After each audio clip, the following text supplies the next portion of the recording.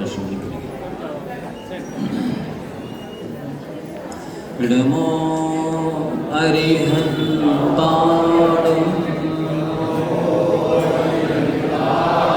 नमो सिद्धाणं नमो आयर्याणं नमो वैद्यायाणं नमो योगेशं एषो पंचनमो यारो शवे पावपणाशनो मंगलाणं च शवेसिं अडमं हवै मंगलम। बोले त्रिकालवर्ती नौ देवताओं की, मुल्ला श्री चंद्रप्रभु भगवान की, आचार्य भगवंत गुरुवर श्री विद्यासागर जी महाराज की, परम पूज्य आचार्य भगवंत श्री समय सागर जी महाराज की, परम पूज्य मुनिवर श्री दोषागर जी महाराज की, मुनि श्री निरुपम सागर जी महाराज की,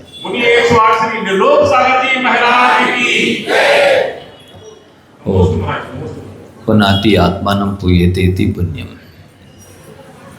सर्वार सिद्धि में आचार्य पूज्यपाद महाराज जी ने पुण्य की और पाप की परिभाषा लिखी है। वो इसलिए बता रहे हैं आप सभी को कि संसार में दो ही चीज़ों का प्रभुत्व दिखाई देता है, एक तो पुण्य का और दूसरे पाप का। तो जो आत्मा को पवित्र करे उसे पुण्य कहते हैं, और पाति शुभात रक्षति आत्मानम इति पापम। जो आत्मा को शुभ से अच्छे कामों से दूर रखे उसे पाप कहते हैं। सुन लिया सबने? कैसे कहते पुण्य? जो आत्मा को पवित्र करे उसे पुण्य कहते हैं, जो आत्मा को शुभ से अच्छे कामों से वंचित रखे, दूर रखे, उसे पाप कहते हैं। तो इस परिभाषा के अनुसार पुण्य है तो नहीं हो सकता है, क्योंकि वो आत्मा को पवित्र करता है। समझ रहे हैं आप? आचार्य पूज्यपाद महाराज जी के अनुसार आत्मा को जो पवित्र करे वो छोड़ने योग्य तो नहीं हो सकता है। हाँ, एक बात अवश्य है कि जो अशुभ राग है, विषय कषाय संबंधी, संसार संबंधी राग है, वो अवश्य ही हो सकता है अशुभ राग। पर शुभ राग और सातिशय पुण्य, पुण्यानुबंधी पुण्य जो हमें भरत चक्रवर्ती की तरह मोक्ष की ओर ले जाए, वो पुण्य है नहीं, छोड़ने योग्य नहीं है। जो पुण्य रावण की तरह अधोगति में ले जाए, वो पुण्य अवश्य ही छोड़ने योग्य है। तो अपन को देखना है अपने इस अवसर्पणी काल के प्रथम तीर्थंकर भगवान ऋषभदेव हुए ना, वो आदि तीर्थंकर थे, 24 तीर्थंकरों में प्रथम तीर्थंकर थे। उनके जीवन को अपन पढ़ते हैं, आदि पुराण जिसे महापुराण भी कहते हैं। तब एक अद्भुत नज़ारा दिखाई देता है, अद्भुत सा लगता है, विचित्र लगता है उनका जीवन। कैसा जीवन था? आदिनाथ भगवान 10 भाव पहले से ही आत्मकल्याण की तैयारी कर रहे थे। 10 भाव पहले उन्हीं के 2 पुत्र रिद्धिधारी थे मुनिराज, वज्रचंद्र और श्रीमती की पर्याय में। राजा वज्रजंग और श्रीमती की पर्याय में जो राजा श्रेयांश थे वो श्रीमती थे, उनकी पत्नी थे। उन्होंने रिद्धिधारी मुनिराजा को मार दिया था, तब से उनकी आत्मकल्याण की यात्रा, मोक्ष मार्ग की यात्रा प्रारंभ हुई थी। अब इसके पहले आदिनाथ भगवान बनने के पहले, प्रथम तीर्थंकर बनने के पहले भाव में जब सर्वार सिद्धि से आए थे, मालूम है ना आप लोग को? आदिनाथ भगवान कहाँ से आए थे? सर्वार सिद्धि कौन जाता है? जो मुनि बनता है, महाव्रतों को अंगीकार करता है, महामुनि बनता है। वज्रवृषभ नारा संगनन हो, श्रेष्ठ उत्तम संगनन हो, उत्तम चर्या हो, जिनकी चर्या ऐसी हो बिल्कुल मोक्ष प्राप्त करने के लिए जैसी चर्या चाहिए उससे थोड़ी सी कम, जरा सी कम साधना होती है, बेसर्वार्थ सिद्धि जाते हैं। तो मतलब इतना पुरुषार्थ सर्वार्थ सिद्धि के पहले उन्होंने किया था। फिर सर्वार्थ सिद्धि में कितने समय रहना होता है? 33 सागर रहना होता है। 33 सागर, एक सागर में अनंत वर्ष होते हैं। कितने वर्ष? अनंत या अनंत, अनंत भी कहते हैं, तो भी कोई अतिशयोक्ति नहीं है। उतने लंबे समय तक वो क्या करते रहे उधर? सर्विस करते रहे कि बिजनेस करते रहे? कौन से आरंपरिक विषय कषाय में फंसे रहे? नहीं, 33 सागर पर्यंत शुक्ल लिस्सा के साथ में, अवधि ज्ञान के साथ में रह करके केवल तत्वाभ्यास किया, समय सार पड़ा। 33 सागर में ऐसी तत्व चर्चा होती है कि जो एक बार धर्म चर्चा आ जाती है वो दोबारा नहीं आती है, इतनी लंबी चौड़ी चर्चा की।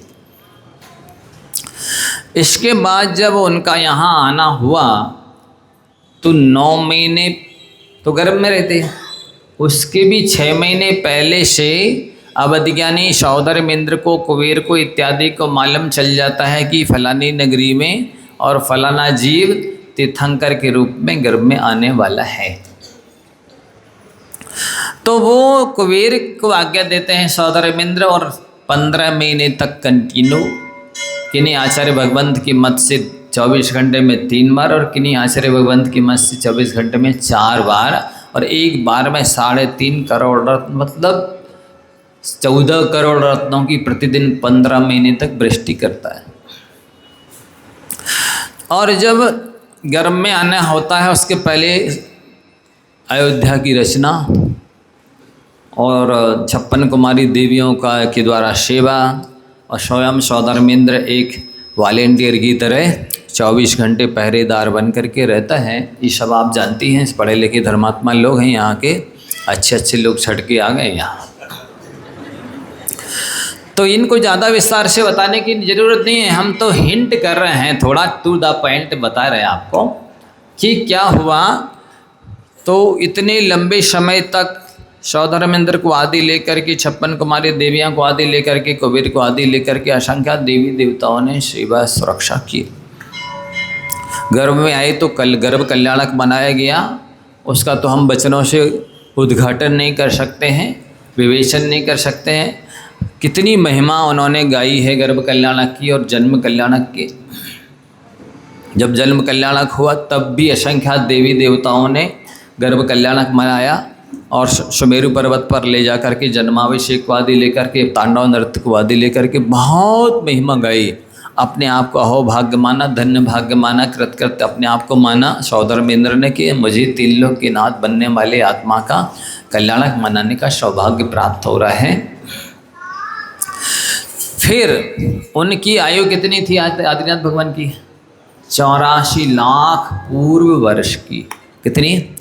84 लाख पूर्व वर्ष की। 1 लाख में तो कितने वर्ष हो गए, और पूर्व जुड़ गया है उसके साथ, तो एक पूर्व में असंख्यात वर्ष होते हैं।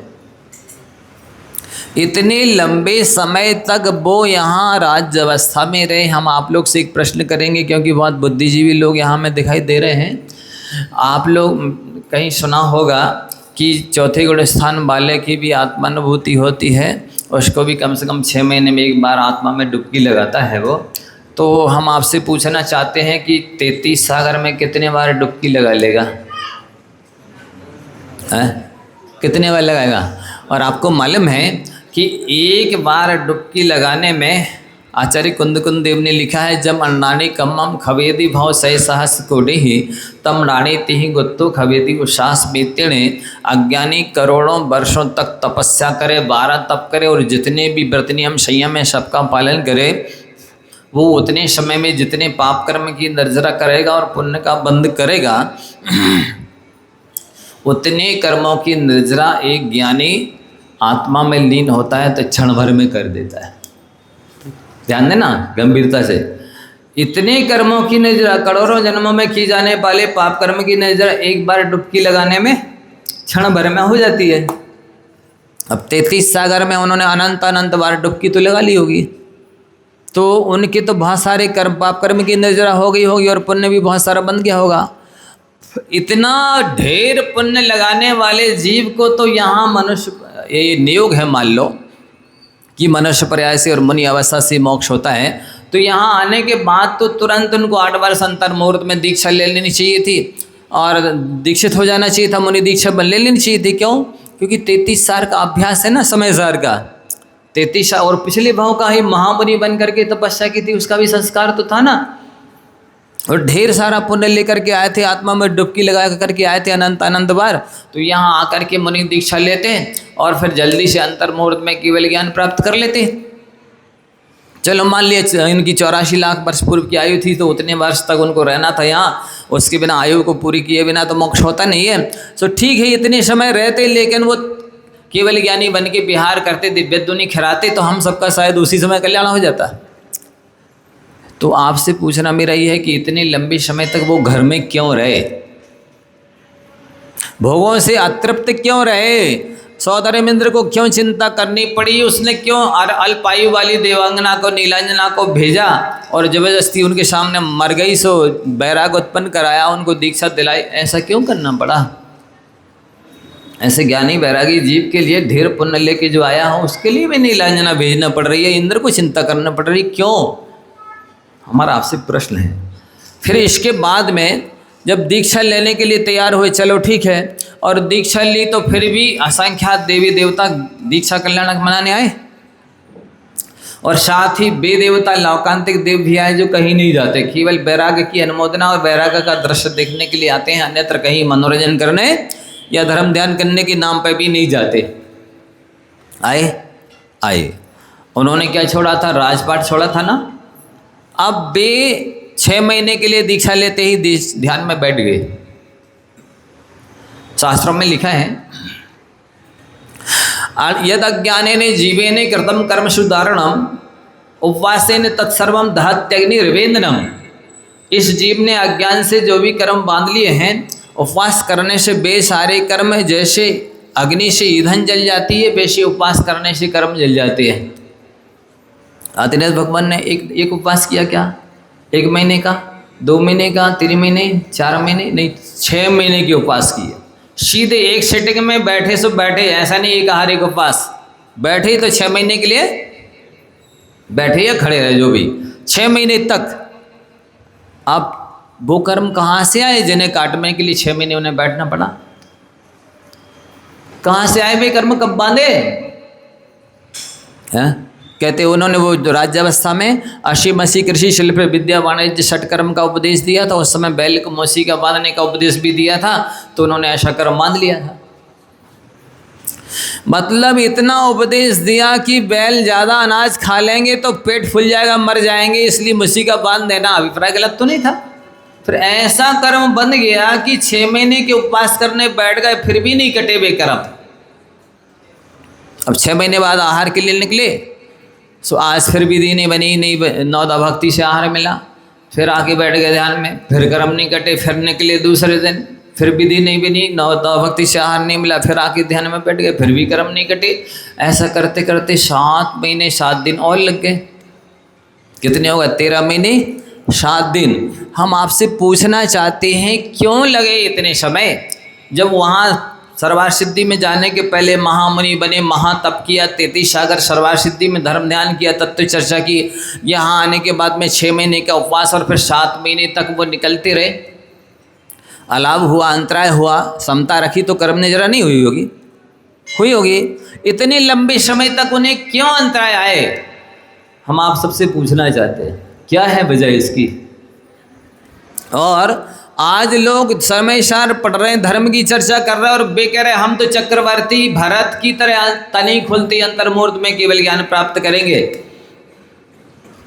मैं उनसे कहना चाहता हूं उनके बाप नहीं कर पाए अंतर्मुहूर्त में केवल ज्ञान, आदिनाथ भगवान तुम क्या करोगे? है? भरत चक्रवर्ती के बाप नहीं थे आदिनाथ? तत्व सूत्र में लिखा है उत्तम संगनन से एकाग्रचिंता निरोधो ध्यानमांतर मुहूर्तात्। यदि कोई मुनिराज अंतर मुहूर्त के लिए उत्तम संग्रहण वाले ध्यान में बैठे तो केवल ज्ञान हो जाता है। हम आप लोगों से पूछना चाहते हैं, वो आदिनाथ भगवान क्या कर रहे थे? ध्यान में दाल बाटी बना रहे थे क्या? मतलब महामुनि कहलाते हैं, अंतर मुहूर्त तक किसी एक विषय पर ध्यान नहीं टिका। ये इस बात का सबूत है ना, यदि टिका होता तो केवल ज्ञान हो जाता। तो यही सिद्ध हो रहा है ना कि उनका अंतर मुहूर्त भी एक विषय पर ध्यान नहीं टिका, मन नहीं लगा। क्यों नहीं लगा? बीवी बच्चों की याद आ रही थी, उनकी चिंता थी कि कौन करेगा उनका पालन पोषण। क्यों नहीं लगा? ये क्या है सब? और जिन देवताओं ने, असंख्यात देवी देवताओं ने 3-3 कल्याणक बड़े ठाट बाट से मनाए। क्यों मनाए? क्योंकि उनको अवधि ज्ञान होता है कि कब गर्भ, कर्म जन्म, कर्म दीक्षा ले रहा है, सो भी तुरंत उसके पहले आकर के एडवांस व्यवस्था कर रहे हैं। और क्षयक सम्य दृष्टि सौधर्मेंद्र भी अपने आप का अहोभाग्य मान रहे हैं कि मुझे भावी तीर्थंकर की सेवा करने का सौभाग्य मिल रहा है। अब हम आपसे पूछना चाहते हैं भी देवता कहाँ गए जिनको अवधि ज्ञान था, जिनने 3 कल्याणक मनाए थे? अब अंतराय आ रहा है महाराज को, आदिनाथ भगवान को। अब भी किसी को स्वप्न क्यों नहीं दे रहे?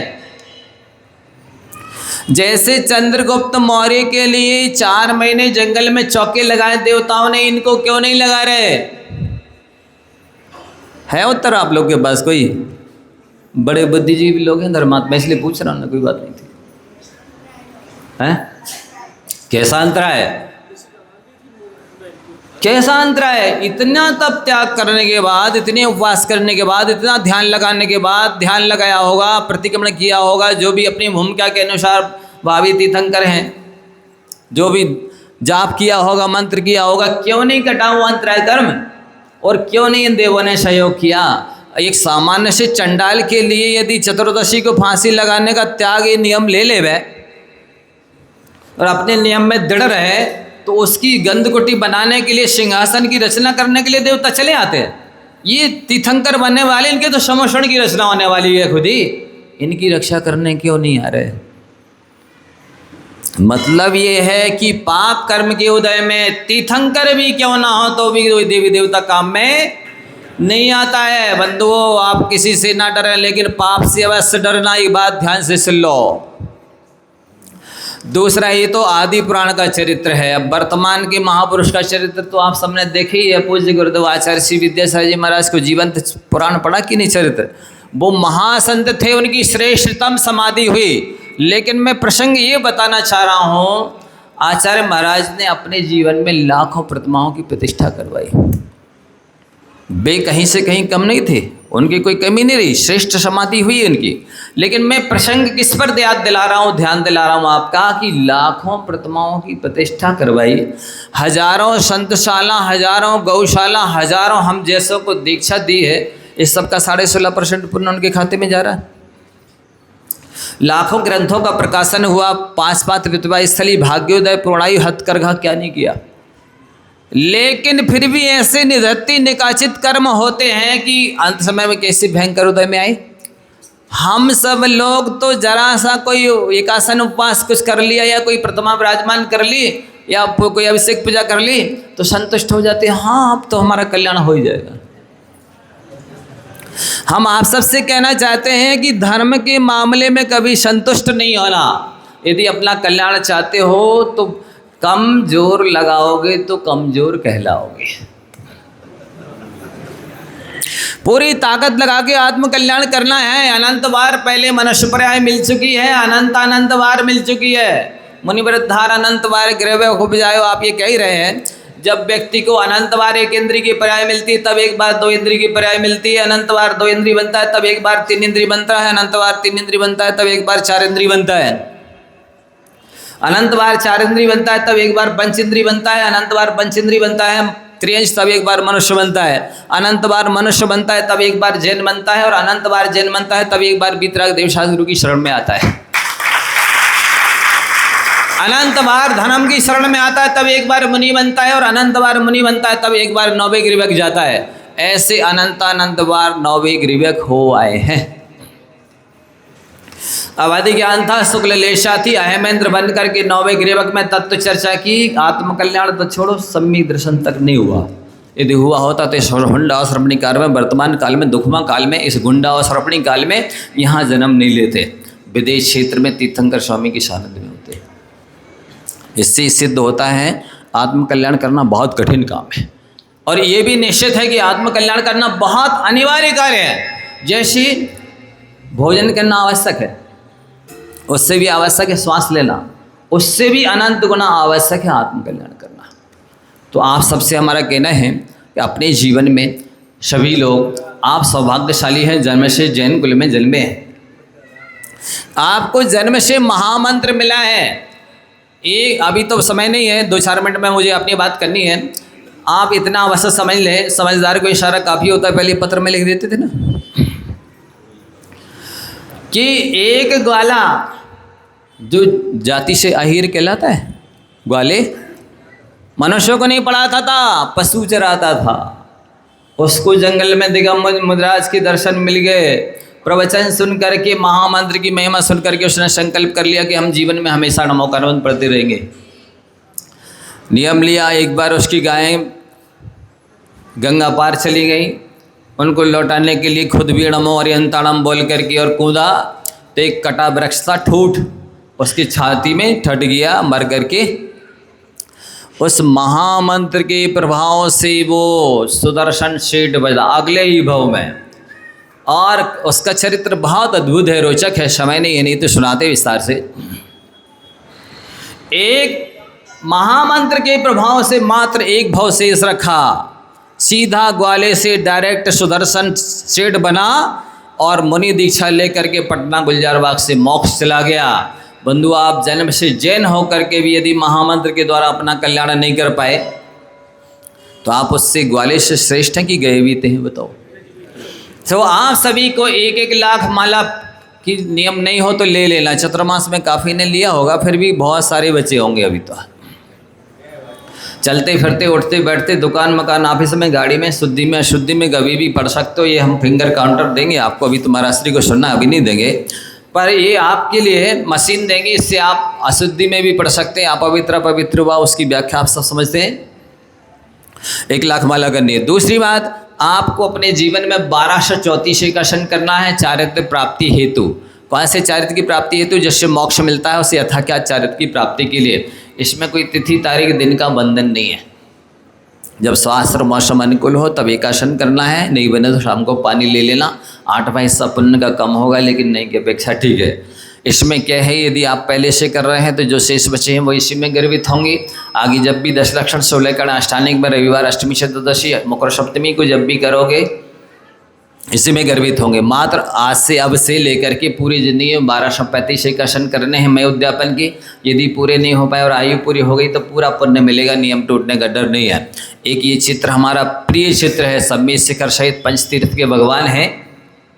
भाव सहित बंदे जो कोई ताही नरक पशुगति नहीं हुई, श्रद्धा से एक बार नमन करने से 66 लाख योनियाँ कटती हैं, 62 लाख त्रियंचों की और 4 लाख नारगियों की।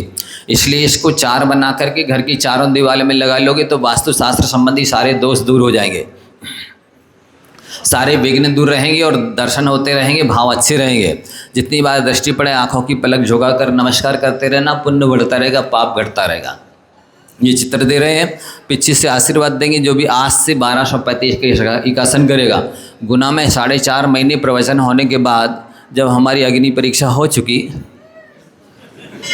इसके बाद में हमने जब हरिवंश पुराण पढ़ा तो उसमें 34वें परम व्रतों का वर्णन आया। तो हमने लोगों को बताया तो 1 महीने में 1800 लोगों ने व्रत लिए 1234 एकासन के, और उपवास कई लोगों ने उपवास से। तो उन्होंने बताया कि महाराज श्री जब से आपने पिच्छी रखी सिर पे, मेरा तो सिर दर्द गोल हो गया, कोई कहता मेरा पेट दर्द ठीक हो गया, कोई बोलता मेरी चाय छूट गई, कोई बोलता मेरा गुटखा छोड़ गया, 1 घंटे के लिए भी नहीं छोड़ सकता था। तो जितनी श्रद्धा से नमन करोगे अभी तत्काल फल मिलने वाला है, बाद में तो इंद्र पद, चक्रवर्ती पद, तीर्थंकर पद की प्राप्ति के साथ मोक्ष की प्राप्ति होना है। तो आप सभी को 9 बार नमो कार्बन पढ़ लेना है 1 लाख माला के लिए और 1234 एकासन के लिए। अभी आपको काउंटिंग मशीन भी देंगे, फोटो भी देंगे, आशीर्वाद भी देंगे। अब महाराज श्री को सुनने के बाद लेके जाएंगे। इतना बोलकर मैं अपनी वाणी को विराम देता हूँ। बोलिए आचार्य भगवंत गुरुवर श्री विद्यासागर जी महाराज।